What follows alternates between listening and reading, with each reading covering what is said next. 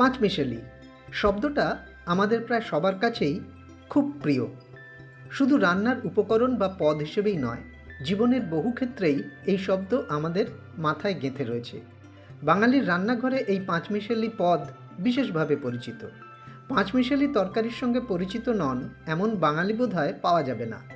তবে একথাও মানতে হবে, এখনকার পিৎজা বার্গার প্রিয় জেনারেশনের কাছে এই পদ কতটা দাম পাবে তা নিয়ে বেশ সন্দেহ আছে। অনেকে অবাক হয়ে বলতেই পারে, পাঁচমিশালি তরকারি সে আবার কি?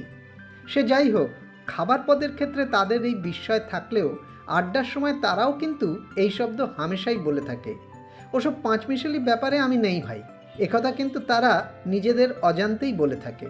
আর তাই এই পাঁচমিশালি আমাদের খুব কাছের শব্দ বা বিষয়। পাঁচমিশালি তরকারিতে যেমন একাধিক সবজি থাকে, পাঁচমিশালি ডালেও কিন্তু অনেক রকম ডাল থাকে। আর আমাদের জীবনেও থাকে এরকমই নানা বিষয়, যেমন রাজনীতি, কখনো খেলা, কখনো একটু সিনেমা, গান বা একটু সাহিত্য।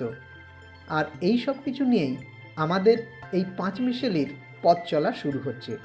আশা রাখি আপনাদের আশীর্বাদ, ভালোবাসা আমাদের অনেক পথ যেতে সাহায্য করবে। ভালো লাগলে সাবস্ক্রাইব করবেন, লাইক, কমেন্ট, শেয়ার করতে ভুলবেন না। আর অবশ্যই বেল আইকন প্রেস করবেন। আজ এটুকুই, নমস্কার।